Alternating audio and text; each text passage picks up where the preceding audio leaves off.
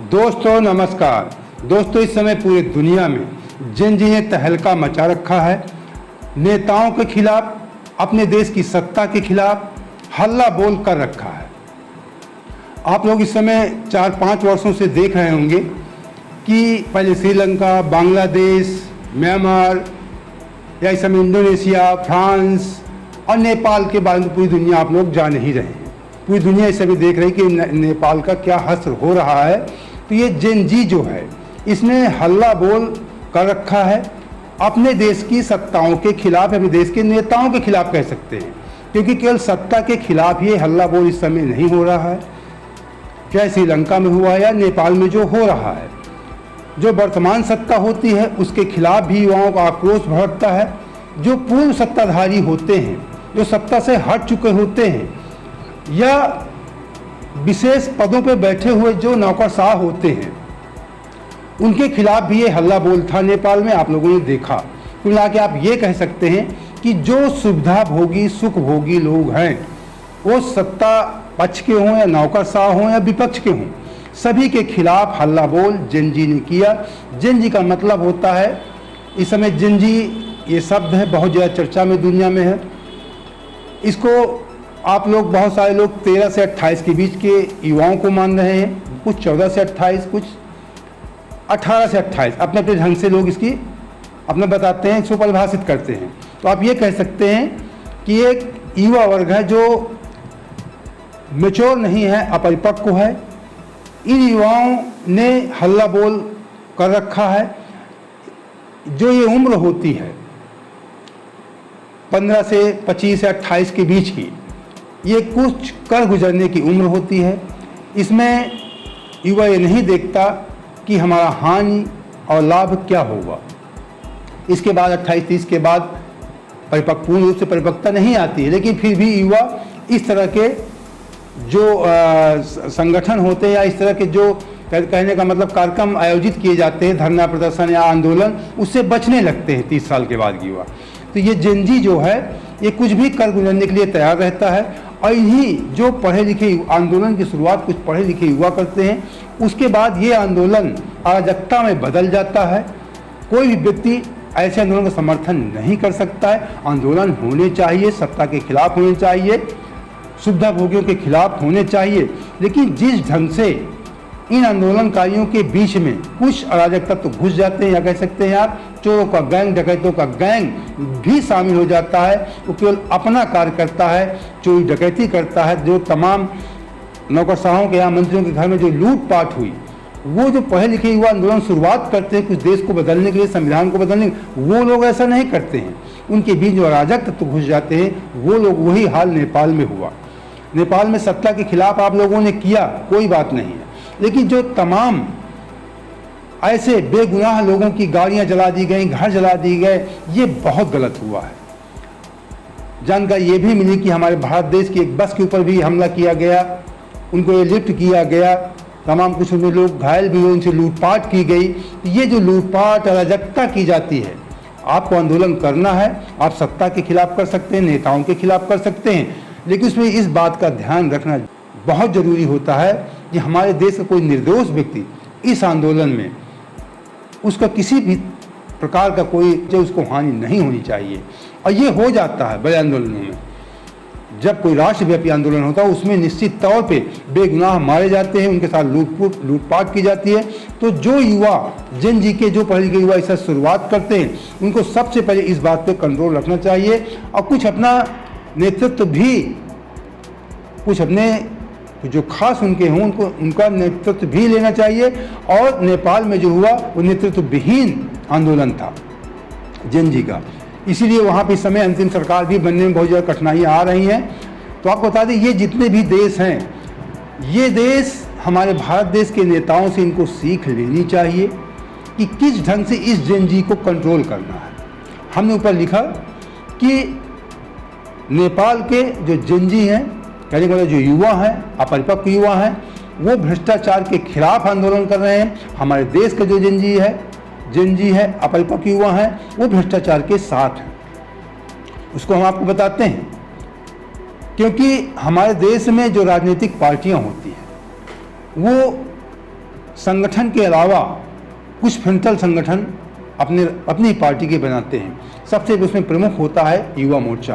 तो बहुत सारे देश इतनी राजनीतिक पार्टियां बनी होती हैं, किसी न किसी पार्टी में तमाम सारे युवा उसमें लग जाते हैं, यानी युवा मोर्चा के जिला अध्यक्ष हैं, प्रदेश अध्यक्ष हैं, मंडल अध्यक्ष हैं, इस तरह निचले स्तर से ऊपर स्तर तक लग जाते हैं। उसके बाद फिर छात्राओं का संगठन सभी राजनीतिक पार्टियां बनाती हैं, उन छात्रों के संगठन में लग जाते हैं। मैं उदाहरण दे रहा हूँ, जैसे कांग्रेस के NSY है, भारतीय जनता पार्टी की ABVP है, तो इस तरह के युवा मोर्चा छात्र संगठन में लग जाते हैं। उसके अलावा तमाम संगठन ऐसा आप कह सकते हैं। मैं जानता हूँ कि ये जो बड़ी राजनीतिक पार्टियाँ हैं, इनके 1 दर्जन नहीं 2-3 दर्जन संगठन बने हैं। विधि संगठन, पंचायत संगठन, तमाम कितने नाम मैं नहीं गिना सकता। इसके अलावा फिर जाति संगठन होते हैं, धार्मिक संगठन होते हैं। तो इस तरह के संगठनों में युवाओं को बांटा जाए। अब विशेषकर जो आप जानना चाहते हैं आपको बता दूं, जो मैंने इशारा किया है थंबनेल में,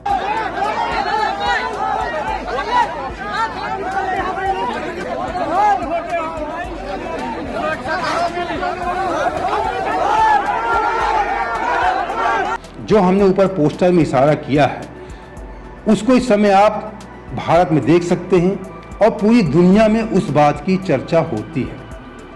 जो विपक्ष के लोग हैं वो छोटे छोटे संगठन बनाते हैं, जाति का संगठन, अब कुछ राजनीतिक पार्टियों में धर्म का भी छोटे मोटे संगठन, लेकिन जो सत्ता पक्ष है भारतीय जनता पार्टी है, उसके जो फ्रंटल संगठन ने बताया पार्टी को, इसके अलावा समर्थित संगठन बहुत सारे हैं। विश्व हिंदू परिषद है, बजरंग दल है, हिंदू वाहिनी है, हिंदू सभा है, गौरक्षक दल है, मतलब इतने हिंदू सभा, हिंदू वाहिनी, बजरंग दल, मतलब तमाम ऐसे संगठन, सेनाएं, शिव शक्ति अखाड़ा, तमाम अखाड़ा, सेनाएं, दल बने हुए हैं, जिनका इनडायरेक्ट रूप से कहीं न कहीं सत्ता पक्ष की तरफ से समर्थन मिलता है। और ये कहा जाता है कि सत्ता पक्ष के इशारे पे सब संगठन चलते हैं, और बस उनको एक नारा दे दिया जाता है, जय श्री राम। आप सरकार के खिलाफ भ्रष्टाचार की बात करेंगे, आपके विरुद्ध आप कुछ लोग आप विरोध करेंगे। अगर आप 100 लोग विरोध करते हैं तो 200 लोगों के द्वारा आपके विरोध को दबा दिया जाएगा, आपके खिलाफ आंदोलन किया जाएगा। जो जिंजी अगर करना चाहते हैं उनके खिलाफ दूसरे जिंजी को खड़ा करके उस आंदोलन को दबा दिया जाता है। तो ये दुनिया के जो देश हैं, इनकी राजनीतिक पार्टियां हैं, इनको जिंजी से बचना है तो भारत से, हमारे देश से सीखना चाहिए। कैसे जिंजी को रोजगार में लगा दिया जाता है। हमारे देश में कहने के लिए आप अगर उस ढंग से कहेंगे, आंकड़ों के हिसाब से जो रोजगार का एक सिस्टम होता है, उससे हमारे देश में बहुत ज़्यादा बेरोजगारी है। 50 साल का कहते हैं रिकॉर्ड टूट गया है, लेकिन हमारे देश के युवा फिर भी रोजगार में लगे हुए हैं। आप सभी युवाओं को देखेंगे, अधिकांश युवाओं को, शायद कोई युवा बेरोजगार हो, अगर बेरोजगार है तो अपना कुछ पढ़ लिख कर आया है, नौकरी नहीं मिली थी, अपने चाय पान की दुकान खोलकर अपने गांव घर में बैठ जाता है। और जो ऐसा नहीं करता, कुछ करना चाहता है, तो किस तमाम संगठन बने हों, उसी संगठन का वो मंडल अध्यक्ष बन जाता है, संयोजक बन जाता है, ग्राम सभा अध्यक्ष बन जाता है, तहसील अध्यक्ष, जिला अध्यक्ष, इस तरह जिला संयोजक, तमाम सारे पद इन लोगों ने निर्धारित कर रखे हैं संगठन में। उनमें उन युवाओं को समाहित कर लिया जाता है और फिर वो युवा झंडा डंडा लेकर सड़क पे आ जाता है और सत्ता के समर्थन में जय श्री राम। अगर उनसे आप कोई तर्क करेंगे, कोई बात करेंगे, उनको ये भी नहीं पता, राम के आदर्श भी नहीं पता, जिनके नाम पे वो आंदोलन कर रहे हैं उनको ये भी नहीं पता कि राम कैसे थे, क्या थे, राम का मकसद क्या था, लेकिन बस वो आपसे जय श्री राम कहेंगे। अगर आपने सत्ता के खिलाफ कोई भी आंदोलन किया तो बस जय श्री राम नारों के गूंज में आपका आंदोलन दबा दिया जाएगा। अक्सर आप लोगों ने सुना होगा, देखा होगा कि समय समय पे भारत में हमने देखा कि कभी कभी कहते हैं 100-150 आईसो ने सत्ता के खिलाफ कुछ बात कही, अपने विचार रखे, पत्र लिखा, उनके खिलाफ पता लगा कि 150 आईसो लिखा तो 300 आईसो ने या 250 आईसो ने सत्ता ने अपने पक्ष में लिखवा लिया। कुछ कभी कभी होता है कि कहीं देश के बुद्धिजीवी ने पत्र लिखा उनके खिलाफ में, उनसे ज़्यादा बड़े बुद्धिजीवी आ गए और सत्ता के पक्ष में समर्थन कर दिया। तो इन दुनिया की तमाम राजनीतिक पार्टियों को हमारे देश से सीखना चाहिए किस प्रकार भ्रष्टाचार के खिलाफ उठने वाली आवाज़ को दबा दिया जाता है और जो जेन जी है जिसने पूरी दुनिया में एक तहलका मचा रखा है, इस जेन जी को सोशल मीडिया के माध्यम से उनको ऐसी जानकारियां उपलब्ध करवाई जाती हैं कि जो हमारा विरोधी है या विपक्ष है, ये देश के हित में कार्य नहीं कर रहा, ये देश के विरोध में कार्य कर रहा है, और उनके दिमाग में ऐसी बातें भरी जाती हैं। और क्योंकि वो ज़्यादा उनको लगता है कि अब नौकरी तो मिलना नहीं, ज़्यादा पढ़ते लिखते नहीं हैं, और जो सोशल मीडिया के फॉरवर्ड मैसेज होते हैं उनको सत्य मान लेते हैं कि फला पार्टी ने देश के खिलाफ ये किया था। उनको देशभक्ति के प्रति इतना आक्रोश भरा जाता है कि वो दूसरी पार्टी के खिलाफ आंदोलन करने के लिए जेन जी के जो युवा हैं वो सदैव तैयार खड़े रहते हैं। तो भारत के युवा, हमने लिखा कि भ्रष्टाचार के साथ हैं, उनको ऐसे ढंग से उनके दिमाग को डाइवर्ट किया जाता है। उनको लगता है कि हमारी सत्ता बहुत पाक साफ है, विपक्ष के जो नेता हैं गलत आवाज़ उठा रहे हैं, ये देशद्रोही हैं, और ज़्यादा आवाज़ उठाते हैं तो कुछ लोगों से समर्थन करवा करके फिर उनके खिलाफ देशद्रोह का केस भी लगाया जा सकता है। ऐसा चलन होता है। तो इसलिए जो जेन जी के युवा हैं, पूरी दुनिया के जेन जी के युवा को भी हम कह रहे हैं, जो आप लोग आंदोलन करते हैं, ये आंदोलन सही रास्ते पर होना चाहिए। जिस ढंग से नेपाल में हुआ इस ढंग से नहीं होना चाहिए। और वहाँ पे जेन जी की सहमत ही नहीं बन पा रही है कि किसको प्रधानमंत्री बनाया जाए। आपस में इनमें खुद की भिड़ंत हो जाती है। नेपाल में हिंसा और तख्ता पलट के बाद पहली बार केपी शर्मा ओली की पार्टी नेपाली कम्युनिस्ट पार्टी की प्रतिक्रिया सामने और सुशासन की मांग को लेकर शुरू हुआ आंदोलन ऐतिहासिक था। भ्रष्टाचार के खिलाफ आवाज उठी और आवाज बुलंद होती चली गई। कहते हैं नेपाल पे सोशल मीडिया पे बैन लगा दिया गया था। इसके खिलाफ भी युवाओं ने आंदोलन किया और पुलिस ने गोलीबारी कर दिया। उसके बाद तो इस आंदोलन ने आग ही पकड़ लिया और आग के तरीके पूरे नेपाल में फैल गए। यहाँ तक कि गांव छोटे शहरों में, भारत के बॉर्डर में जो सटे हुए नेपाल के कस्बे हैं वहाँ पे भी ऐसा देखने को मिला। शायद ही कोई जगह बची हो नेपाल की जहाँ पे इस तरह के आंदोलन नहीं हो। सत्ता के खिलाफ, सत्ता पक्ष के, विपक्ष के नेताओं को दौड़ा कर मारा गया। पूर्व प्रधानमंत्री को मारा गया, उनकी पत्नी जलकर मर गई, वित्त मंत्री को दौड़ा कर मारा गया। तो इस तरह वो सुप्रीम कोर्ट को आग लगा दी गई। संसद भवन को, राष्ट्रपति भवन में भी पत्थरबाजी की गई। मतलब कोई नहीं बचा है, आप कह सकते हैं। तो सत्ता के खिलाफ ये उबाल होता है कि सत्ता में एक युवा देखता है कि कल ये नेता जो है कैसे गलियों में घूम रहा था, आज लग्जरी गाड़ियों में घूम रहा है, इसके बच्चे अच्छे स्कूल में पढ़ते हैं, हम लोग बेरोजगार घूम रहे हैं। तो ये आक्रोश होता है।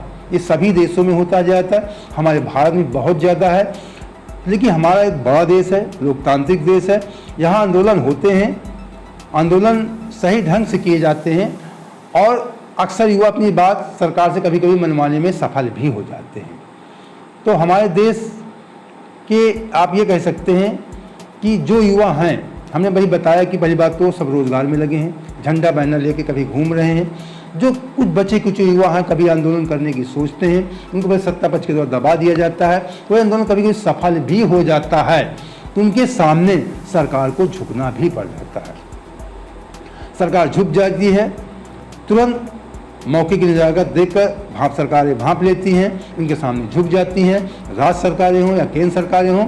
और हमारे देश में ऐसे आंदोलन को बढ़त नहीं मिल पाती है, ऐसा कभी होगा भी नहीं। हमें लगता है हमारा भारत देश बहुत संयमित देश है।